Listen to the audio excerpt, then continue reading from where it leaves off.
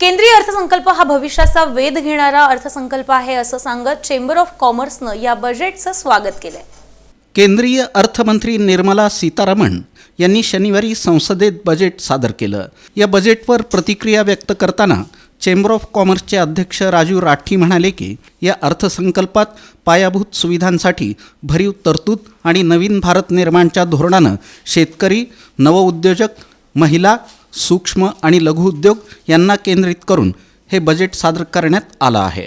तसंच make in इंडियाला प्रोत्साहन देऊन भविष्याचा वेध घेऊन नवीन गुंतवणुकीद्वारे रोजगार वाढवण्यासाठी प्रयत्न करण्यात आलेला अर्थसंकल्प आणि आयकर मर्यादेमध्ये 12 लाखांपर्यंत उत्पन्न करमुक्त करण्याचा निर्णय घेतला आहे। याचं आम्ही स्वागत करत असल्याचं राजू राठी म्हणाले। या अर्थसंकल्पात सर्वांच्या नजरा लागून राहिलेल्या इन्कम टॅक्समधील 12 लाखांपर्यंतचं उत्पन्न करमुक्त करून अनेक वर्षांची प्रतीक्षा संपवली आहे।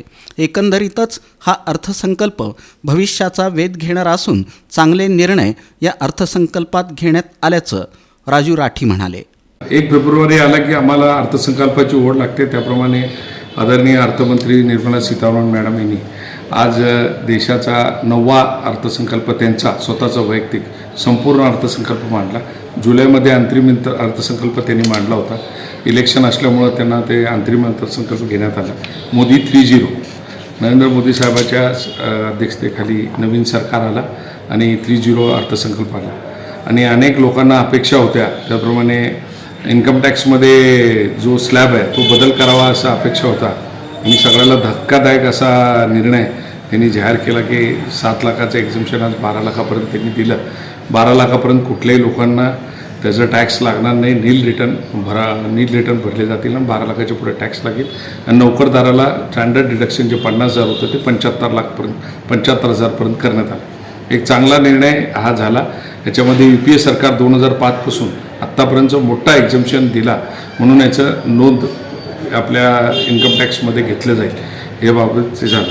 दुसरी गोष्ट आहे की पायाभूत सुविधाबाबत हे सरकार कायमच अग्रेसिव्ह असतं आहे, कारण आज कॅपिटल इन्व्हेस्टमेंट केला आणि खर्च त्याचा वाढवला तर आपल्या GDP वाढते। GDP नुसतं एखादा उद्योग येऊन किंवा हे येऊन नाही तर सरकारची गुंतवणूक, भांडवली गुंतवणूक किती असते त्याच्यावर हे सर्व काही अवलंबून असते।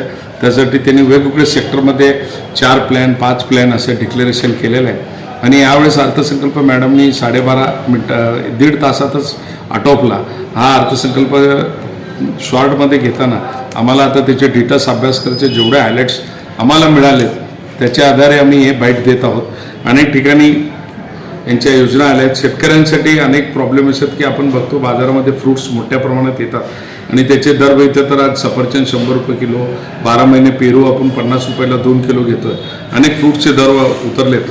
आम्ही गेल्या वर्षभर फूड प्रोसेसिंग इंडस्ट्री आणण्यासाठी आणि फळावा तसेच भाजीपाला ज्याला कवडीमोल किंमत अनेकदा येते, कांद्यासारख्या वस्तूला बी रस्त्यावर फेकलं जात आहे। ह्या बाबी लक्षात घेऊन शेतीप्रधान भारत देश असल्यामुळं ह्यासाठी आम्ही पाठपुरावा केला। त्यामुळं सरकारने फूड प्रोसेसिंग इंडस्ट्रीसाठी एक स्कीम आणलेली आहे। त्यानंतरनं शेतीसाठी प्रधानमंत्री धनधान्य कृषी योजना ज्याच्या माध्यमातून नवनवीन उत्पादन घेण्यात येईल। त्यानंतर 12 महिने उत्पन्न घेण्यात येईल। आपणच बघितलं की गेल्या वर्षी 11,000 रुपये सोयाबीनला दर होता ना, आता 4,500 आलं आहे। कापसाला दर नाही।